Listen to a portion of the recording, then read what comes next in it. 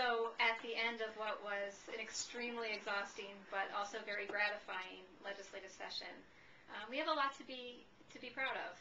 I think the most exciting piece of the entire session was working on and really watching Laura Harper, our public policy director, work so hard on the marriage equality bill and really generate support and change people's minds and ask legislators to think about how this issue really affects Maine families in ways that they maybe hadn't thought of before.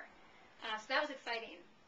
In the category of discrimination also, we made great headway on the bill to reduce discrimination against family caregivers.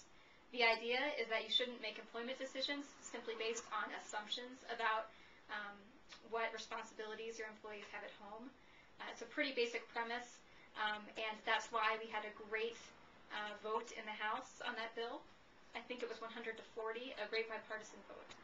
Unfortunately, corporate lobbyists really made their voices heard in the very last few days of that debate and peeled away support in the Senate.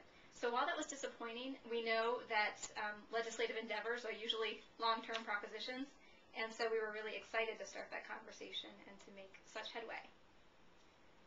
Another issue that I usually file under the category of issues that just won't go away are the bills that would restrict access to public assistance and to TANF for people who are in need of income support.